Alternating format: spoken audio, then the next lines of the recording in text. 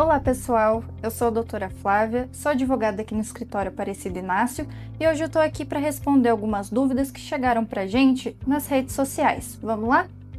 Doutora, sobre o abono de permanência, ele é pago pelo INSS ou Previdência Própria?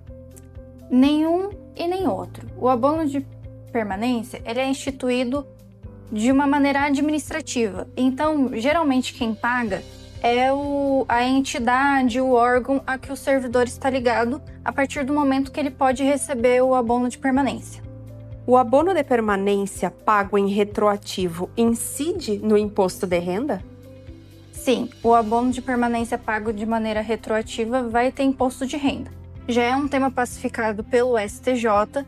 Como o abono de permanência é uma verba que o tribunal, no geral, entende que se trata de uma verba de natureza salarial e não indenizatória, então vai ter incidência do imposto de renda. Doutora, é legal quem já se aposentou ter que contribuir novamente? Regra geral, não há continuidade na contribuição, mas aquelas pessoas que recebem um valor maior que o teto do INSS, geralmente elas têm que continuar contribuindo. E também alguns entes públicos que têm regime de previdência próprio modificaram a sua lei recentemente. Um exemplo é a cidade de São Paulo, para que fosse possível manter o regime de previdência, o pagamento das aposentadorias, está sendo efetuado o desconto dos aposentados. Além de quem está na ativa, que já paga, já tem o seu desconto sempre, agora dos aposentados também. Esse abono deve ser pago sobre férias e 13º? É uma boa dúvida, muita gente não sabe sobre o que tanto incide o abono. E sim, ele tem que ser pago sobre o 13º e sobre as férias, vão incidir na base de cálculo. Essa também é uma ótima pergunta. Servidor que está adoecido, sem trabalhar há mais de um ano, perde o direito a 1/3 dessas férias que não pôde gozar por estar de atestado? Vai depender um pouco essa situação. Geralmente, as leis prevêem que quem está afastado por licença-saúde não vai contar aquele tempo para todos os fins, inclusive para adquirir férias, licença, prêmio, só vai contar para aposentadoria. Isso é o que geralmente está na lei de cada ente federativo. Agora, o Tribunal de Justiça está tendo um entendimento diferente, de que, digamos assim, o servidor não pode ser penalizado por ele estar com a saúde fragilizada, e aí ele não poderia perder esse direito. Então, como é um caso com divergência, que às vezes a lei fala uma coisa e o tribunal está falando outra, é importante que se analise o caso concreto para ver se há alguma medida a ser tomada, se tem algum direito sendo de fato lesado. Sou professora de ensino médio e, por motivos de saúde, estou fora da sala de aula. Trabalho na biblioteca e ano que vem me aposento. Tenho direito ao abono de permanência? A partir do momento que a servidora completar a data, para se aposentar, se ela decidir continuar na ativa, ela deve receber o abono de permanência. Isso, se a lei do ente federativo prevê esse abono. Agora é uma pergunta lá do Rio de Janeiro. Sou professora da Prefeitura do Rio de Janeiro, tenho 30 anos. 4 anos atrás, me oportunizaram migrar de 16 para 40 horas, com a exigência de trabalhar mais 10 anos para ter o direito a me aposentar com salário de 40 horas. Eu teria direito de pedir o abono de permanência? Se pedir, perco o direito a me aposentar com o salário de 40 horas? Bom, essa pergunta a gente tem que responder por partes. Regra geral, quando o servidor ele adquire o direito à aposentadoria, ele já pode pedir o abono de permanência.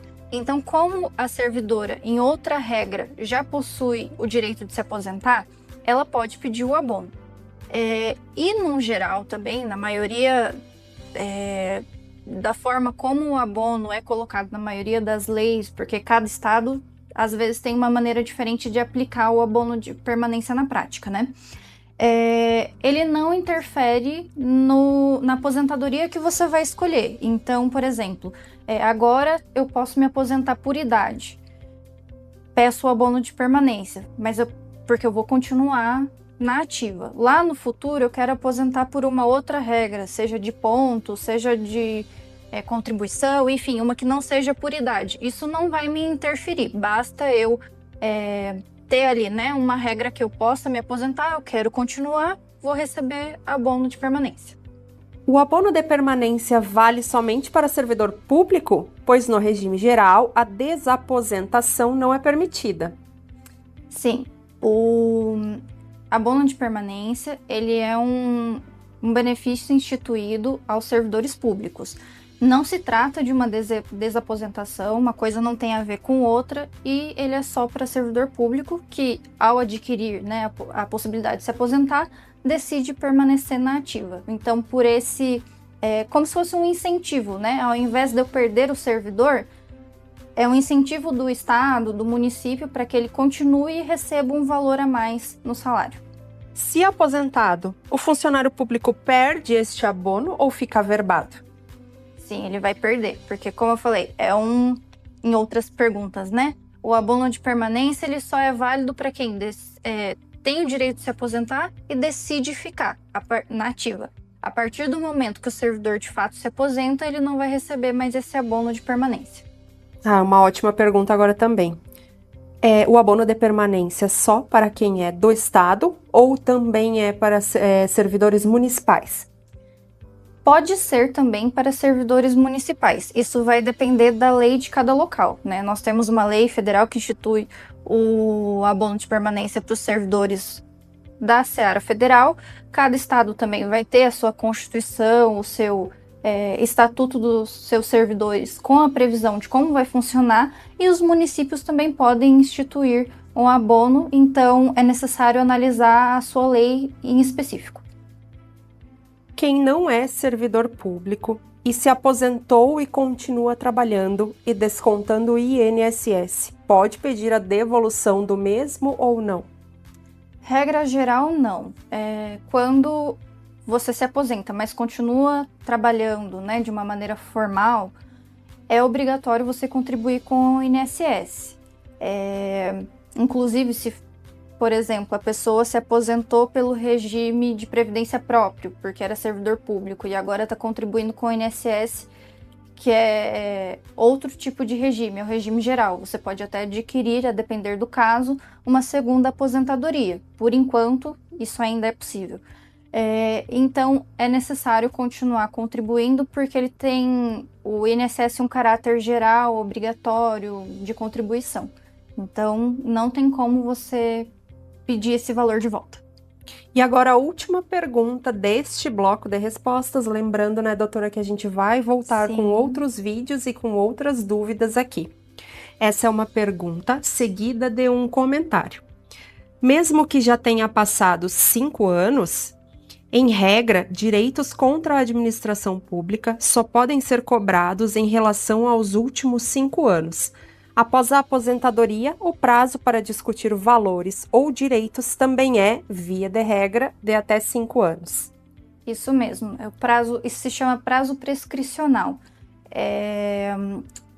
A maioria, né, dos direitos, problemas que eu tenho em face do Estado, da parte federal, municipal, enfim, contra a administração pública. Esse prazo que eu tenho para pedir isso na justiça é de 5 anos. Infelizmente, se passa o prazo, você continua com o direito, caso ele tenha sido violado, mas eu não posso mais cobrar isso.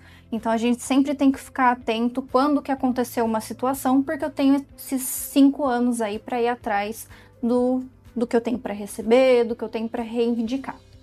Bom, pessoal, esse foi o vídeo de hoje. Encerramos as perguntas a serem respondidas, mas fiquem de olho que em breve teremos novo vídeo respondendo novas perguntas. Fiquem à vontade para aparecer nas nossas redes sociais e fazerem novos questionamentos, que sempre que possível voltaremos aqui e tiraremos suas dúvidas. Até a próxima!